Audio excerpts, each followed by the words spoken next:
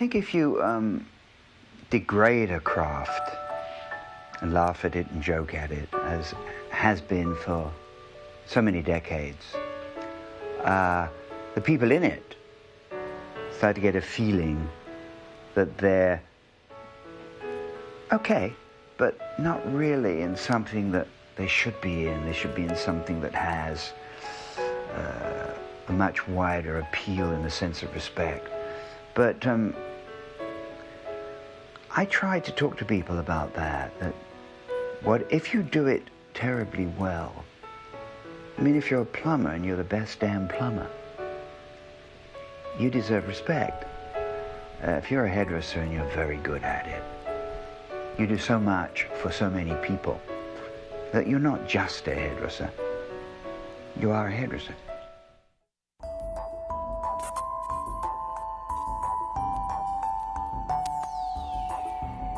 I'm very proud to say I'm a hairdresser.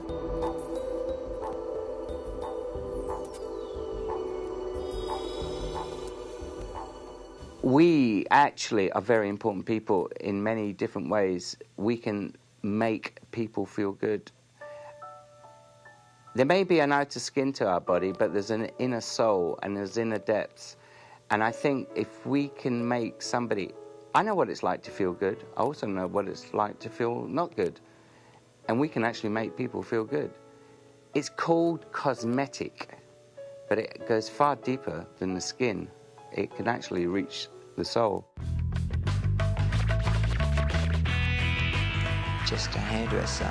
Yeah, I can remember saying it myself.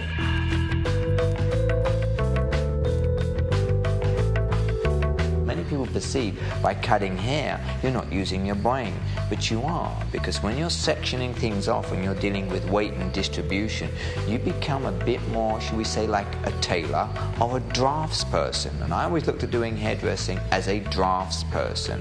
There was the head, I'd section it, work it out, and everything was mathematically done.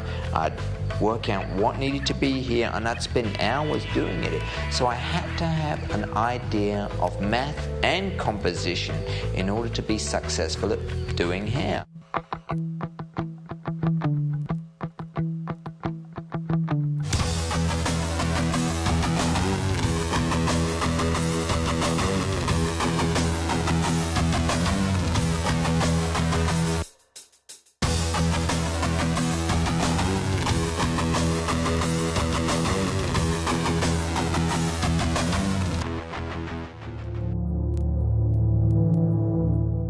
You're not misunderstood. You're not doing your job. You're not being creative. The eye is a fascinating thing. Very often, most people, it takes 2 years to get hold of a new idea, to be able to see it and to understand it. They can't understand a new idea immediately. None of us can. So being misunderstood is part of being intuitively forward-thinking. I'm very fragile as a person. I'm very sensitive, and I remember you saying once somebody can look at your work and just raise an eyebrow and it can just be like a knife going into your heart because it was not what you wanted to hear or see or feel. And I'm like that. I can be so vulnerable in so many ways, like an eggshell, really. It's the only art form that takes a bone structure, a face, and with the substance growing from that face, cuts and shapes and creates angles or curl or whatever. And the whole essence with color, very often with perm, but definitely with cut. You create something where you see that glint in that person's eye and you know you've changed something in their life for them, for that moment. I mean, you're not a psychiatrist, you haven't changed their life, but you've done something for them that's made them terribly happy. What other art form is there where you can work one-on-one with another human being and create something for them that gives you so much pleasure? I do 10 clients a day when I do clients, and I get 10 hits. And, you know, there's very few jobs where you start and finish a job. Most jobs, you're a part of a end result. I still get the buzz of watching somebody go, God, I feel really good, you know, bang, you know, that's a hit for me. I just don't think the public really recognise the ability of a hairdresser simply for the fact that the wage structure on a salon down the road may charge $5, and then you go 3 miles down the road and it may be $350. So the person charging $5 may say, I'm just a hairdresser, but the person charging $350 may say, I'm a designer.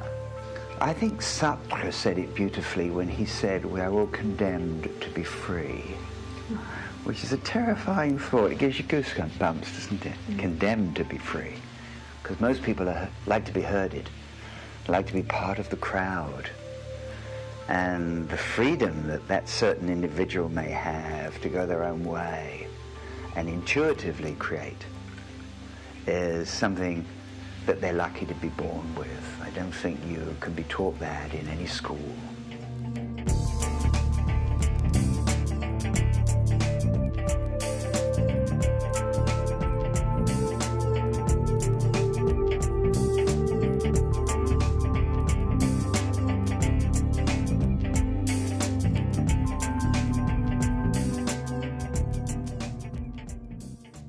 I was 14 when I started doing hair. I wasn't very good at maths at school, so you can have to work that one out for yourself. It's like 37 or 8 years.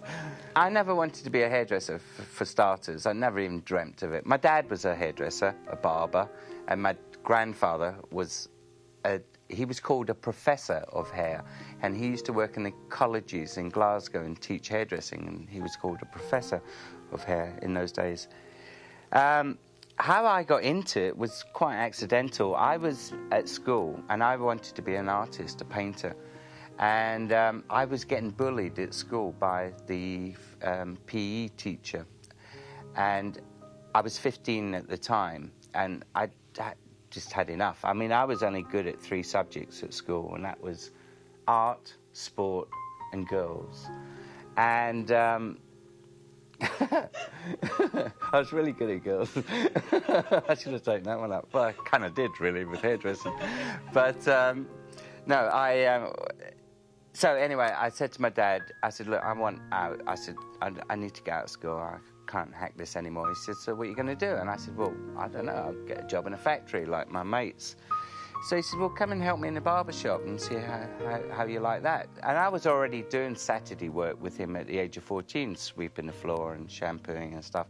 So I went into the barber shop, and within 3 months, I was actually cutting people's hair. My mother, literally at 14, during World War II, 1942, took me by the hand and said, son, you're going to be a hairdresser. I at first didn't understand what was going on, you know. All I knew there was some wonderful, pretty girls around the place, and it was worth keeping the job through that alone. My parents sent me to a school in London called the Richard Henry School of Hairdressing, and it was a 6-month course, and it cost £100 in those days. And on the last day of leaving the Richard Henry School of Hairdressing, he said to me, I see something in you, and I want you to go to a good house. He said, I'm going to send you to either Leonard, who was big in the late 60s, early 70s, Vidal Sassoon, or Helena Rubinstein. And he sent me to Vidal Sassoon. And I did a test, and they interviewed me, and I got the job, but I had to do training. And for a month, I stayed there because they weren't paying me. I was traveling 2 hours to work, 2 hours to get home, and quite frankly, I wasn't that into it. So I quit, and I went to the suburbs, and that's where I learned hairdressing. I didn't really become totally fascinated with hairdressing. I wanted to learn, but I didn't become totally fascinated until the age of 22, after having many, many jobs, leaving it, spending a year in Israel, coming back. At 26, when I opened my own place, I knew, and that was in 1954, gotta make changes. And funny enough, I considered if I couldn't do it, if I didn't see any progress within 5 years, I'd give it up and do something else. It wasn't, to me, a business. It wasn't anything except an art form. It was a way of creating my art form, my form of shapes with a substance called hair instead of using clay or metal or sculpting in whatever you sculpt in stone. And I had the benefit of having wonderful faces and bone structures underneath. So the whole thing became architectural, inspired by Bauhaus, inspired by a sense of change. It took 9 years. It was probably the most exciting time of my life. I fell into hairdressing simply because I went to art college and I wasn't quite good enough, or wasn't really interested in it. So my father decided I need to get a job. I didn't think anything of it at the time. Unbeknown to me, the very next day, there was a knock on the door, and this person said, "Hello, my name is Mr. Lee, and you're coming to work for me today." And I went, all right. I looked at my dad, and he looked at me, and I got the message. My first few days, I watched people cut hair, and I was clueless, and I really didn't want to do this. I had no interest in it whatsoever. I really didn't know what I was doing. But I wanted to sort of progress, and I got an opportunity to interview another Robert Fielding salon as a junior stylist. At the time, I could only do 2 haircuts. That's all I could do.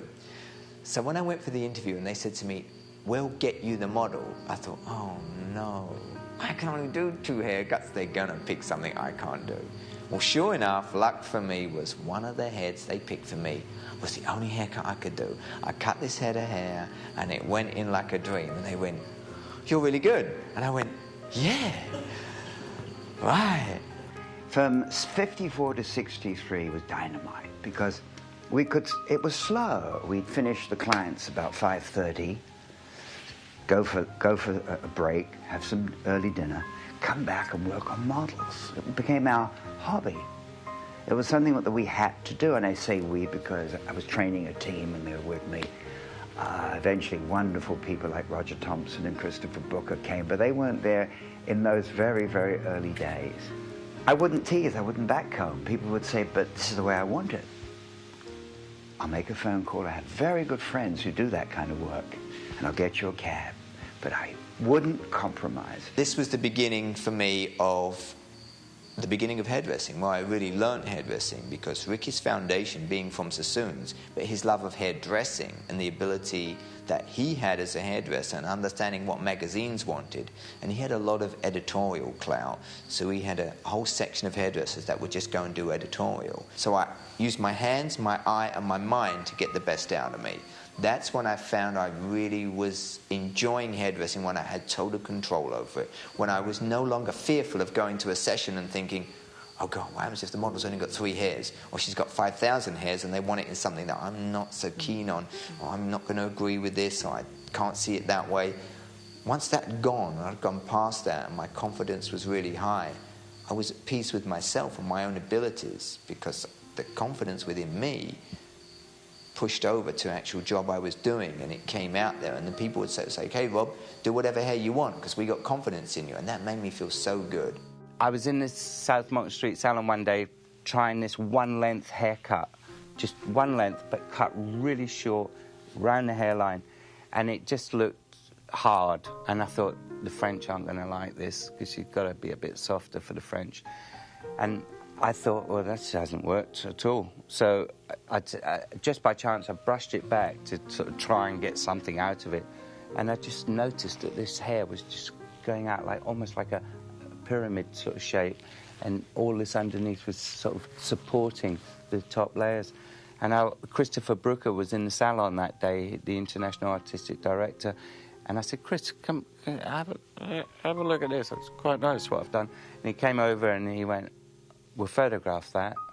I said, "Really?" And in those days, to have a Vidal Sassoon photograph, you know, not done by either Roger or Christopher or Vidal, was, you know, a big thing, certainly in my books. And it was the first haircut that ever received a double-page spread in English Vogue. And I think the feeling that went through my body at that time was, if I can do that once, I can do it again.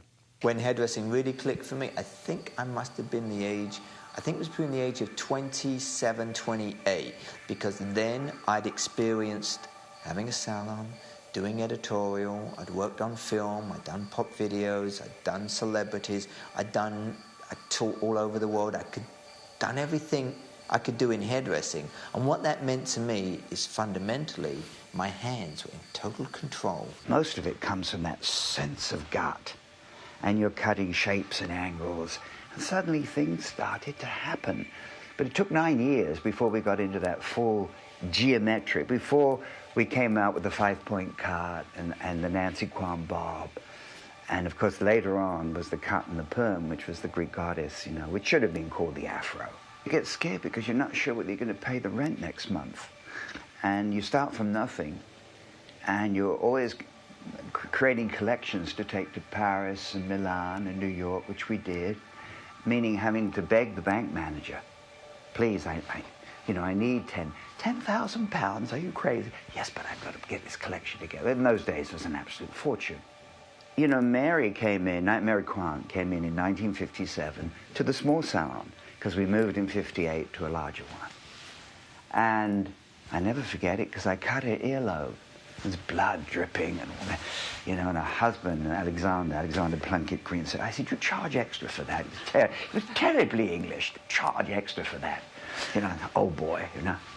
And we became very firm friends.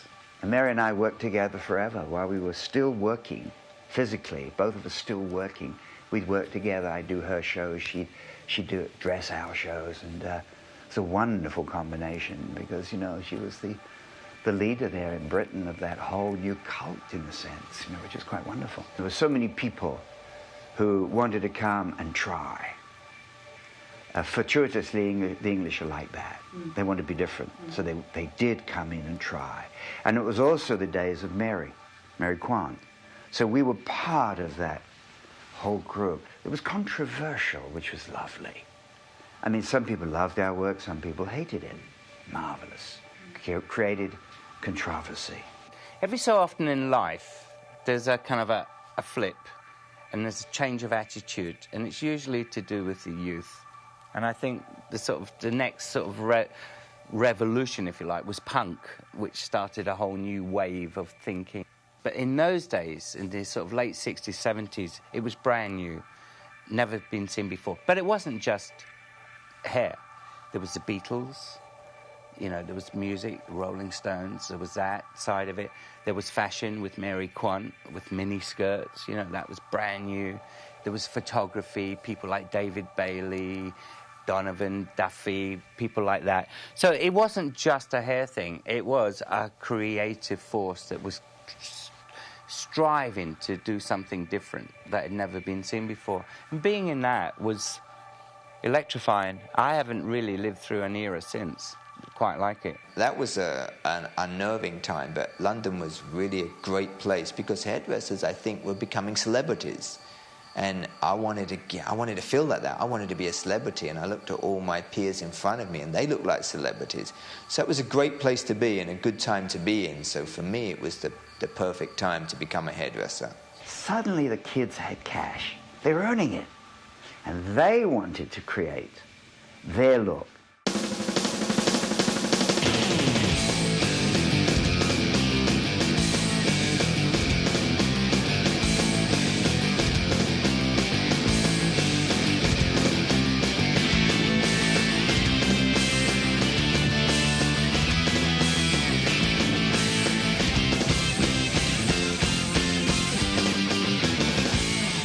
What stops people in life is fear.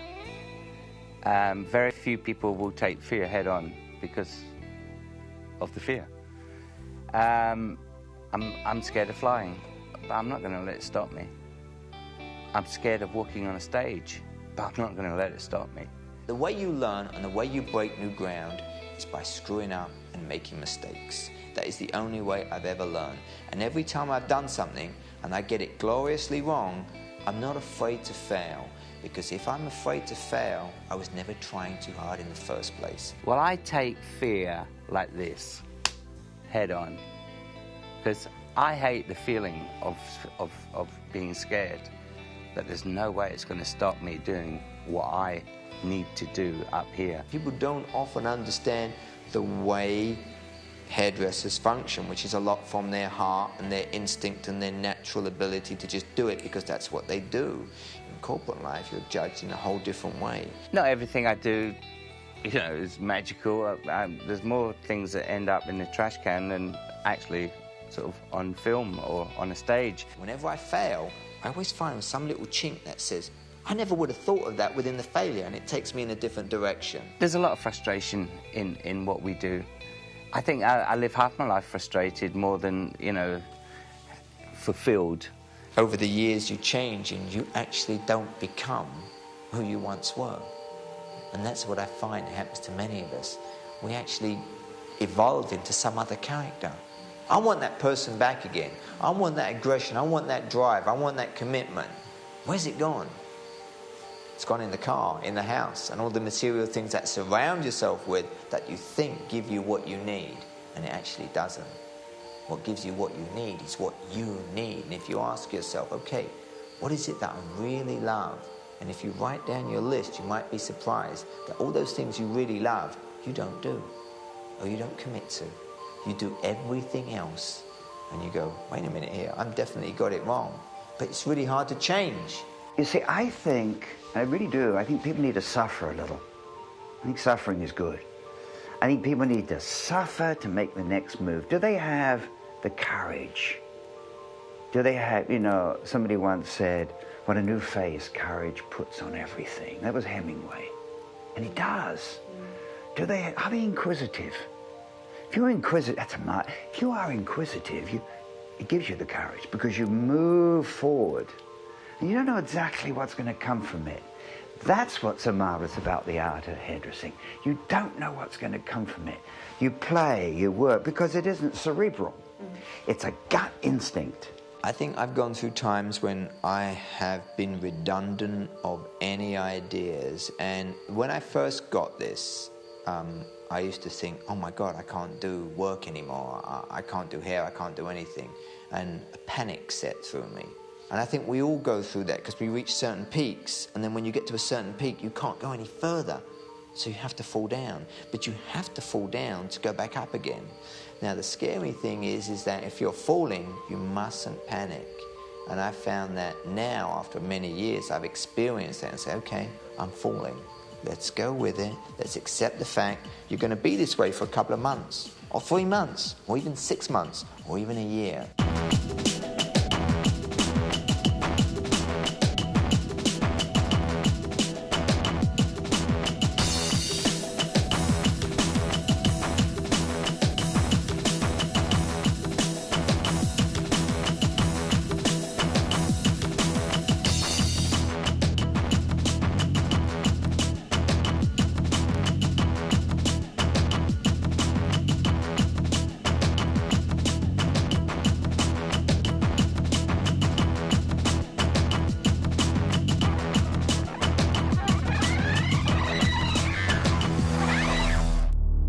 The greatest reward, I think, obviously the great personal rewards was the fact that my own work was recognized and became international.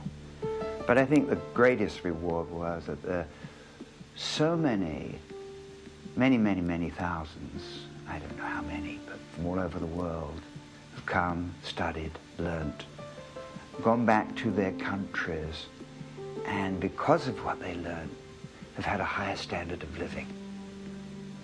I hope that I hope that I had something to do with raising standards. It'd be pretty naive of me to think that I didn't. I think we had a lot to do with raising standards. And I think it was the bringing of Renato who brought myself and Trevor, Tony and Guy, Irvin Rusk, Charlie Miller, John Frieda, and Sassoons all together. And what that formulated was a group almost intent on who could do the best hair. And that created tremendous competition with us, huge. But what it did was elevate hairdressing to such a ridiculous level, and we'd all be competing. And that's what I thought brought a great level of hair artistry right to the forefront. Seeing an audience stand up and applaud you, and there's people out there that know good hair when they see it, that's the biggest high for me. Because you can't induce that. You have to earn it. And I've always said, you know, if you're going to come and see Trevor Sorbie, you're going to come and see me. I'll roll my sleeves up, and I'll show you why I'm here. And I'll prove it to you. And I'll live by the sword or die by it. Lot of luck. Being there at the right time. Meeting Mary Quant in '57. And being in London at that moment when London was making such a noise and we were part of it. Following the Beatles into New York, you know, where you could do no wrong. And it was marvelous working with Mia. That was a Hollywood bit, a big Hollywood bit in a boxing ring, cutting her hair, with the international press surrounding us. They were fun moments. I was doing the IBS New York 15 years ago, and I was put into a part of the exhibition that you could only find it if you got lost. It was like the last booth in the entire building. But I just invented scrunch drying at the time, so I was scrunching all these hairstyles, and I had this crowd of people, and there was 4 businessmen that were watching what was happening. And at the end of the demonstration, one of them came up to me and said, "Can I have a word with you?" And I said, "Yeah." He said, "How would you like your name on a bottle?" I thought, yeah, why not? Just open a big fat check every month, and that would do nicely. And that's how green I was about the whole thing. Anyway, I realised that it's nothing like that, and it takes up probably 80% of my working days. I think the first time it came to me that other hairdressers worldwide truly wanted this was in '67. Then we opened our first school. Because if you have something to offer, don't hide it. Give it. It only makes you stronger. Give it. Work with it. And then, of course, the academy is open, and it became international. But up until that time, around about '67, is when it was international already, and hairdressers truly wanted to learn the systems that we created.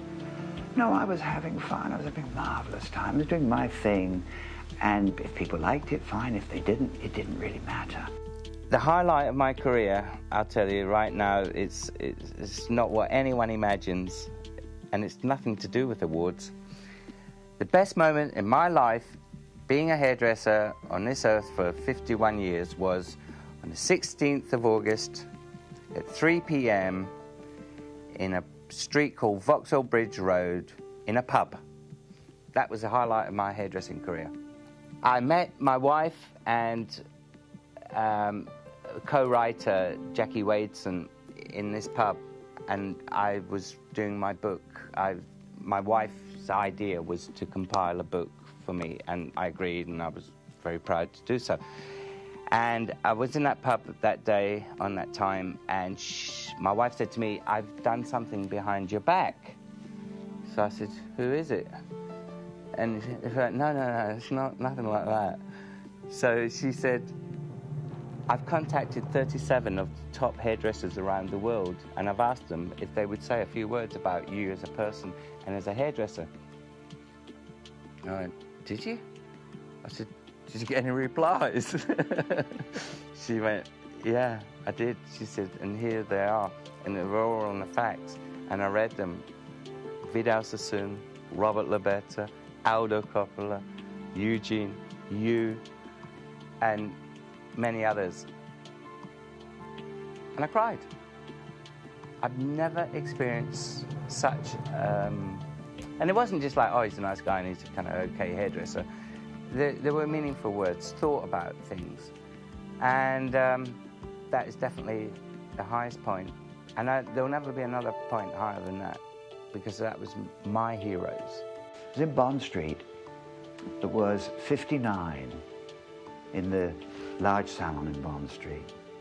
We'd moved there, we'd been there a year. And a woman came in, I'd been doing her hair, and she got married, and she'd let herself go. And she came to me and said, "Cut my hair differently."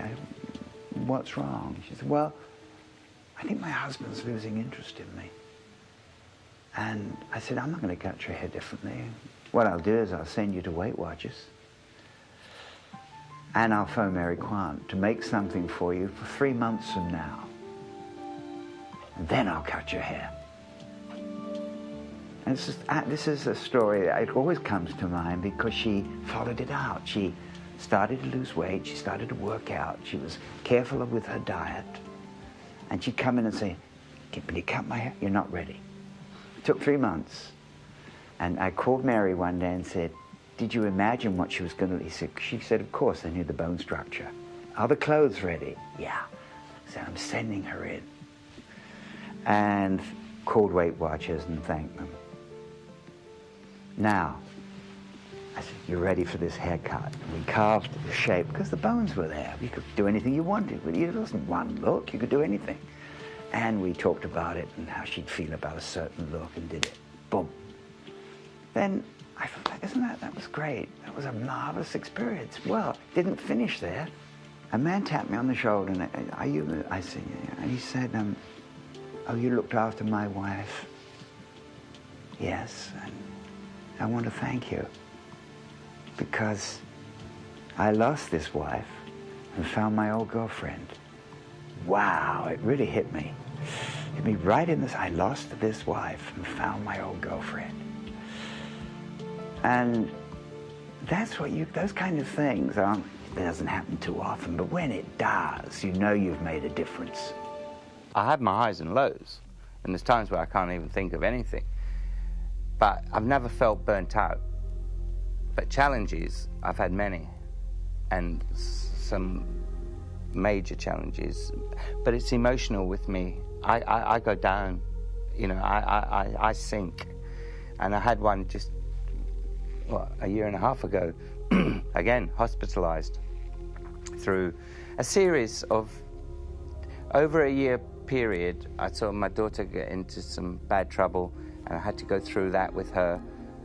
I met somebody, and she broke my heart, because my wife and I are split, so I was looking for somebody else. I met somebody else, and she broke my heart, and then my wife left the company, and I didn't think that would affect me, but it did.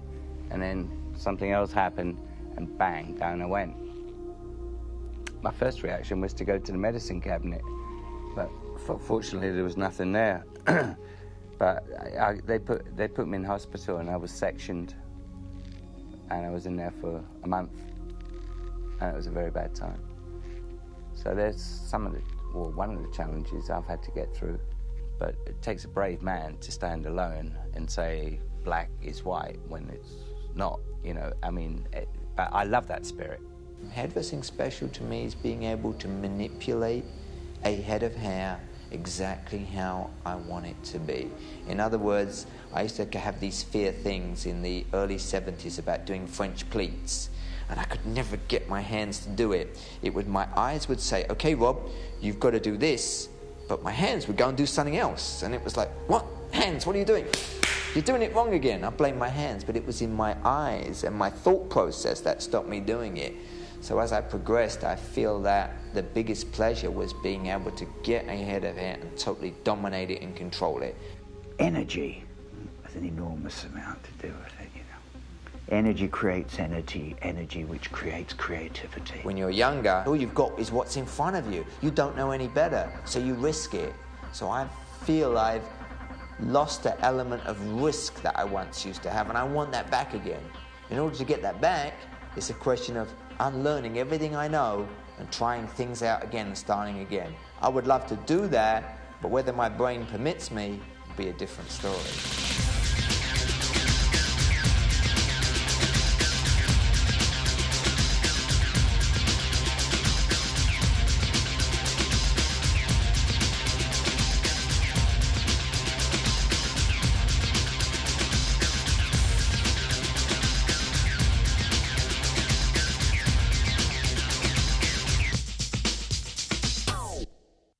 People say to me, "Oh, you're very creative." I say, actually, I'm not. My answer is, I work very hard at trying to be very creative. And that's different. Robert Lobetta is creative. I think that genius is really, he can pull an idea out of nothing. I have to work very hard at getting my ideas. And that's what people don't realise. They just see end result. So when you see end result, times end result, times end result, you think, "Oh, this guy's really creative." Well, on the outside, it looks that way.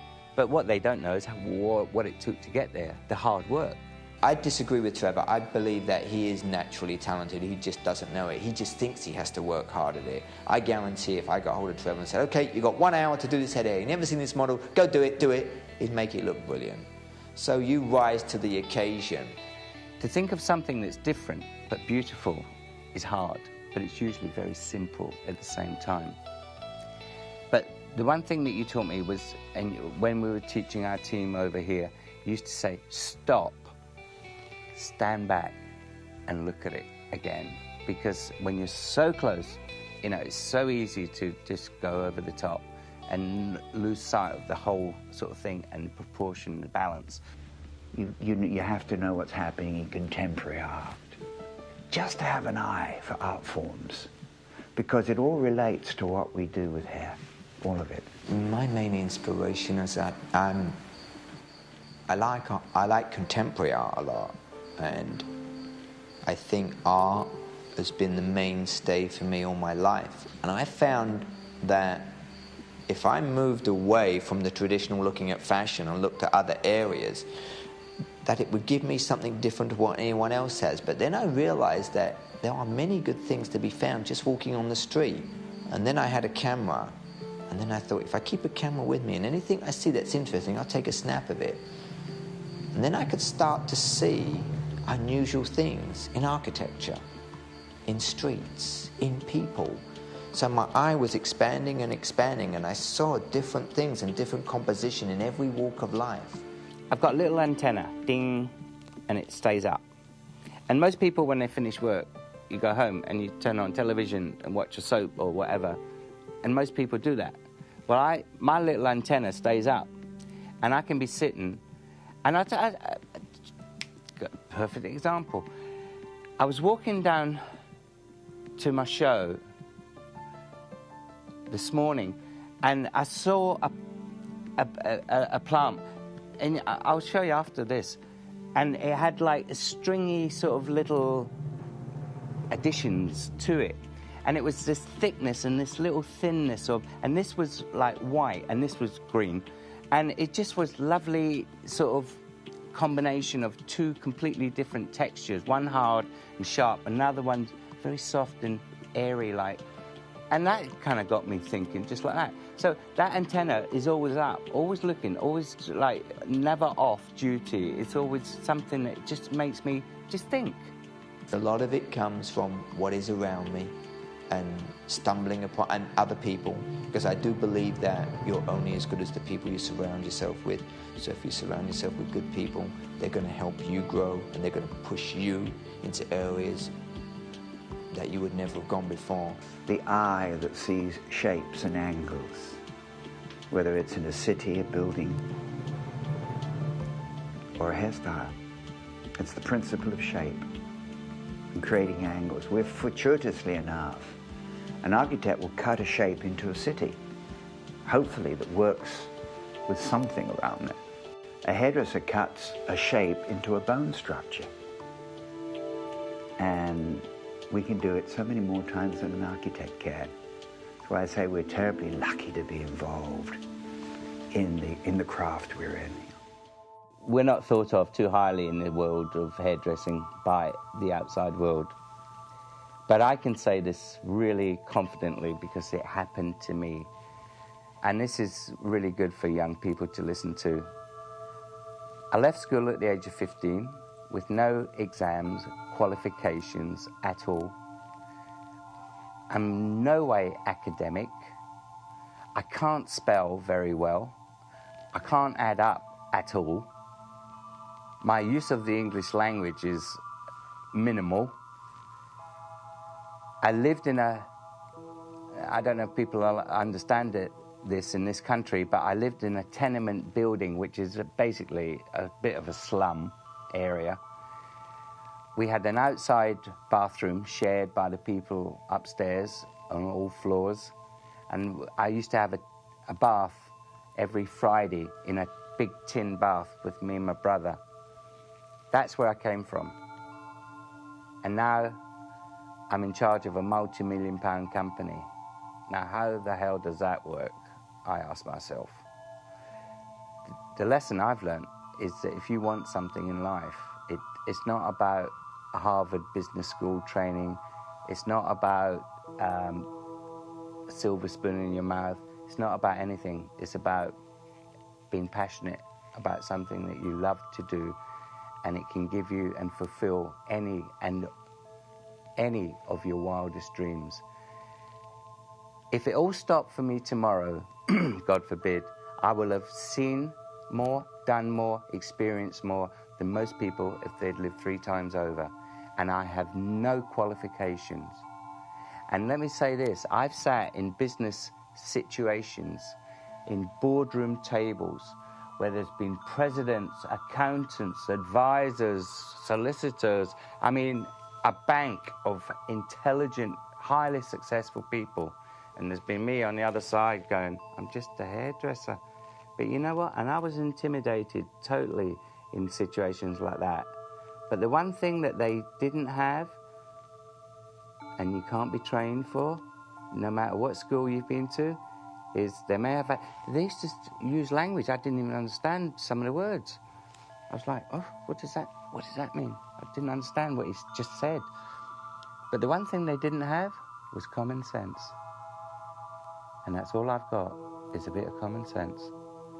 And that is the best qualification you can have on this earth, is just seeing it the right way. And it's not a complicated thing, it's actually the most simplest thing. Essentially, the best you can do is to inspire people to create once they know the system, once they've got the cuts, once they know about the sense of color to skin to hair. Once you've got all that, hey, you go your own way. Make it happen in your way. And we encouraged that. Some people say that we're terribly rigid, but no. Some of the great work has come from the system, which has been taken further by individuals within the group. When my dad, when I started hairdressing, all you could do was feed a family and drive a modest car. Nowadays, you can become a multi-millionaire. So in my lifetime, that's how much it has changed. And I'm sure it's going to change equally as much in the future. So as far as opportunities and possibilities go, endless. So there's no barriers anymore. It's not just a modest job. You can be, well, a very rich, successful person. The other thing I would say, and I relate this quite often to young people, is that it's a bit like learning to drive a car. When you learn to drive a car, you're actually learning to pass a test. You actually start to learn to drive the car the next day when you're in it on your own, going down the freeway, and there's cars coming the other way. That's when you learn to drive.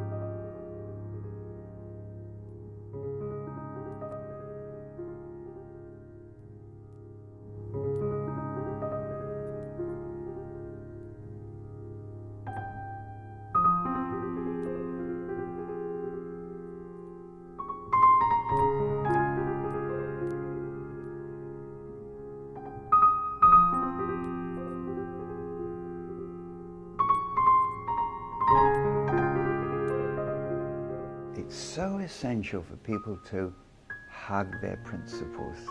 Just put your arms around your principles and don't let them go. Because everybody else will want you to. Take the easy way. You can't. I was always an advocate of, this is the way I'm going to go. And I will say no to everything, because this is my belief. I've been hairdressing now, I'm 51, 52 this year in 2 months' time, and I was 14 when I started doing hair. It's great to be at 73. I had a quadruple bypass in April, which gave me a lousy 2 months. But after that, I'm swimming a mile again. I'm okay, I'm in good shape. It was one of those things that happened. I'm not afraid to fail, because if I'm afraid to fail, I was never trying too hard in the first place. Just because you go through school, just because you get a license, you've just passed your test. That's all you've done. I, after 37 years, am still learning my job. So it's ongoing. And the day you close your mind, the day you stop learning, the day you can't be bothered, is the day your career flat lines. It levels right out. If you have half the fun and excitement and the joy of creativity that I've had, you're choosing a very, very fine profession. Art form, craft, call it what you like, but it's such a good one and will give you so much as an individual. Just that working on one-on-one with another human being, one-on-one, will give you so much. So do it well and learn well. You must never stop to want to be better at what you do. I heard a wonderful joke this morning about this old guy who went to my doctor. The doctor said to him, well, how do you feel about the future? He was about 20 years older than me, and he said, I don't buy green bananas anymore.